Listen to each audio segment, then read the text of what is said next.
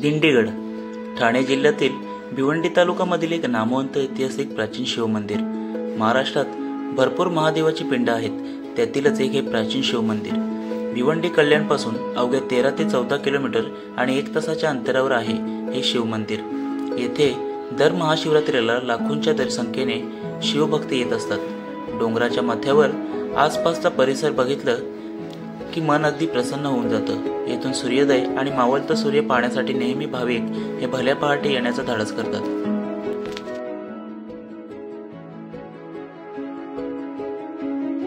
तुम्ही जे हे शिवमंदिर पाहत आहात हे समुद्र सपाटीपासून 2500 फूट उंचावर आहे आणि या ठिकाणाचे विशेष म्हणजे तुम्हाला इथून दूरवरपर्यंत अगदी पूर्वेला कल्याण, पश्चिमेला भिवंडी, तर उत्तरेला शहापूर आणि दक्षिणेला ठाणे असा पूर्ण व्ह्यू बघायला मिळतो।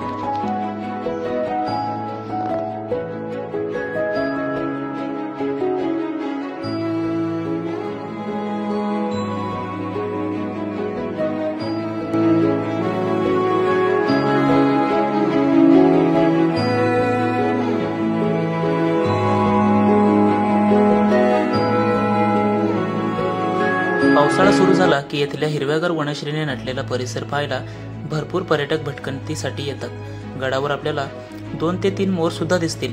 मंदिराच्या चहूबाजूला या मोरांचा वावर दिसून येतो। भरपूर घनदाट जंगल आणि रानटी जनावरांचा वावर येथे असल्यामुळे येथे रात्री बहुधा कोणालाच प्रवेश दिला जात नाही।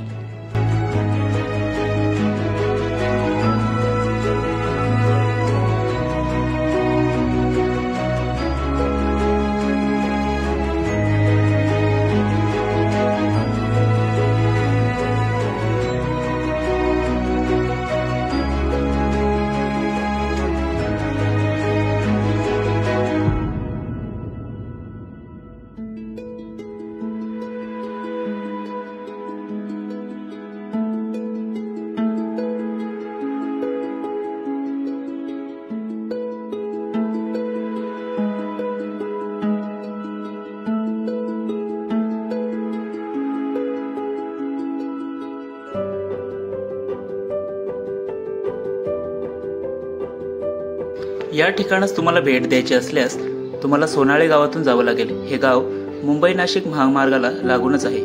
मेन हायवे पासून गडाचा पायथा हा 1 किलोमीटर इतका आहे, त्यामुळे तुम्ही पायी येत असाल तर तुम्हाला 15 ते 20 मिनिटं लागतील।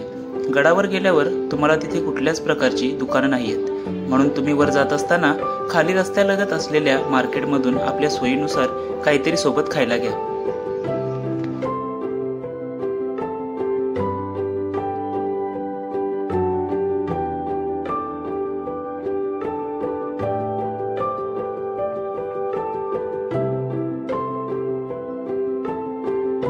आज तुम्हाला सांगितल्याप्रमाणे सोनाळे या गावातून आपण येत असताना आपल्याला मंदिराकडे जाण्यासाठी समोर जी ही मोठी कमान तुम्हाला दिसते त्यामधून आपल्याला जावं लागेल।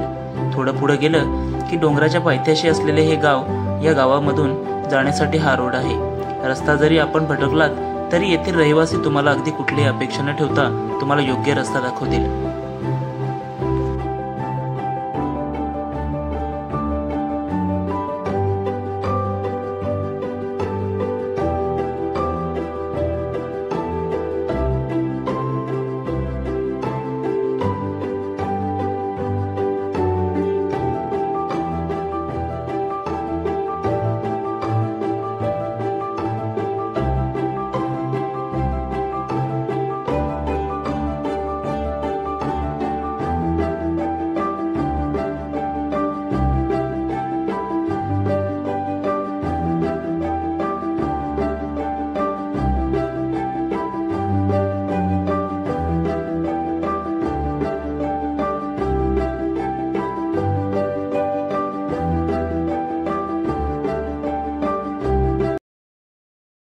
नमस्कार मित्रांनो, पुन्हा एकदा तुम्हा सर्वांचं माझ्या यूट्यूब चॅनलवर स्वागत आहे। आज आपण आलेलो आहोत भिवंडीतील एक नामवंत ऐतिहासिक प्राचीन शिवमंदिर एक्सप्लोर करण्यासाठी।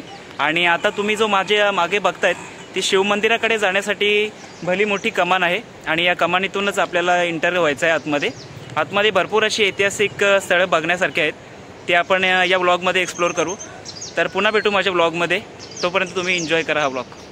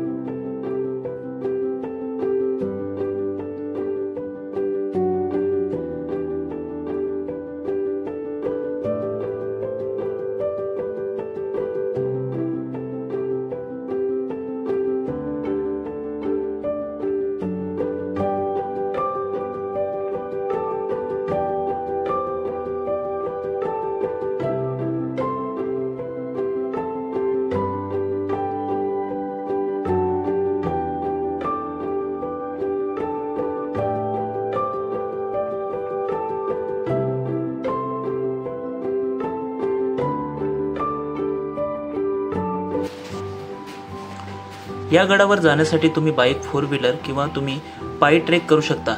तुम्हाला या गडावर जाण्यासाठी 2 मार्ग आहेत। एक पोगाव पोलीस चौकी जो की गडाच्या मागच्या बाजूने येतो, इथून तुम्हाला पायी ट्रेक करावा लागेल, आणि दुसरा मार्ग म्हणजे सोनाळे गावातून जो की मुख्य रस्ता आहे।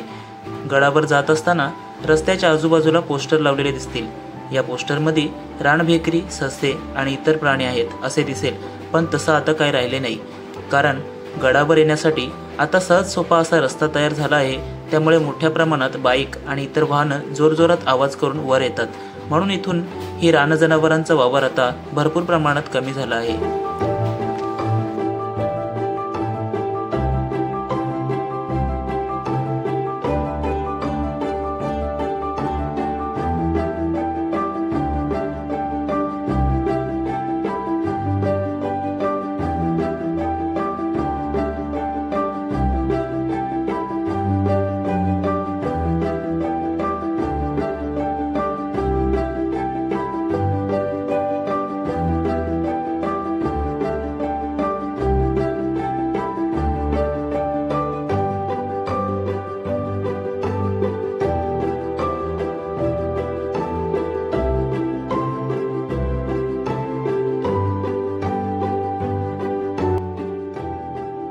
गडावरील मुख्य शिवमंदिरापासून थोडं आपण खाली गेलो की आपल्याला एक मोठी कमान दिसते।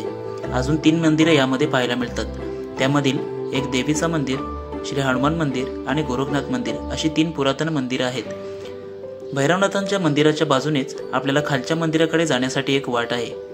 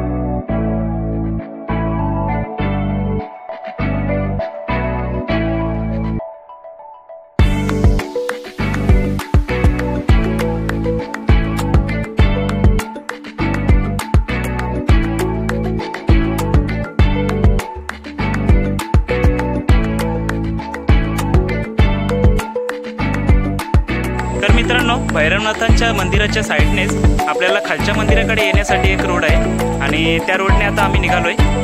तर थोडं पुढे गेल्यानंतर आपल्याला एक छोटंसं मंदिर लागेल।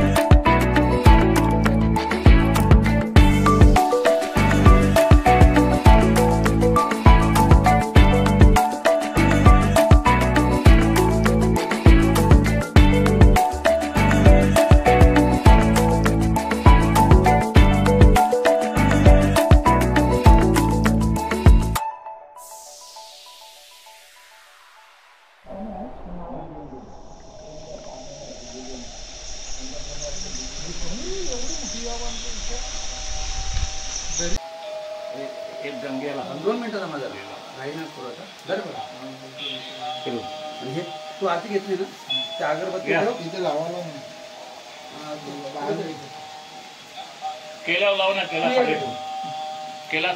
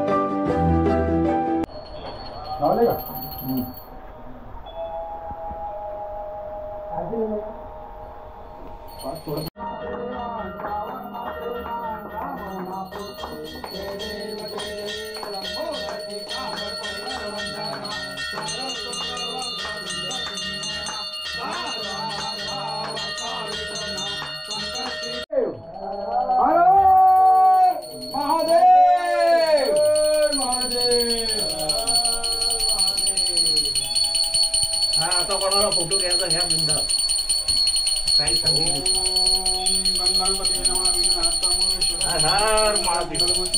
सुखकर्ता दुःखहर्ता वार्ता विघ्नाची नोंदे पूर्वी सर्वांगी सुंदर उठे दुराची घंटी जटे माळ मुक्ता फळाची जय देव जय मंगलमूर्ती व श्री मंगलमूर्ती मात्रे मान श्रावण मात्रे मान कामना पूर्ती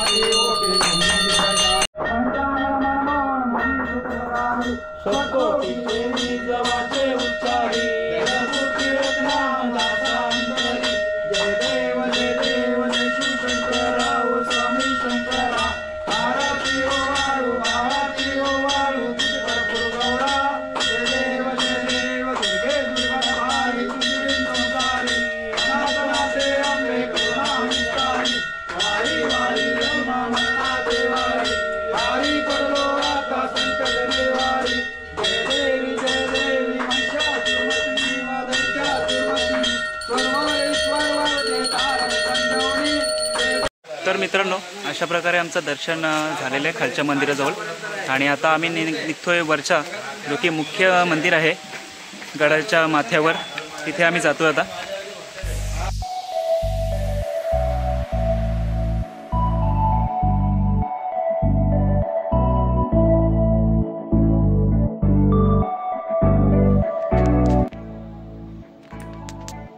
खालच्या मंदिरामध्ये दर्शन घेतल्यानंतर आपल्याला डाव्या हातावर सरळ एक वाट मुख्य मंदिराकडे जाते. थोडे पुढे 70 ते 80 पायऱ्या चढून गेल्यावर आपल्याला मुख्य मंदिर दिसतो. दर्शनास आलेल्या भाविकांसाठी येथे हवी तेवढी ऐसपैस जागा आहे.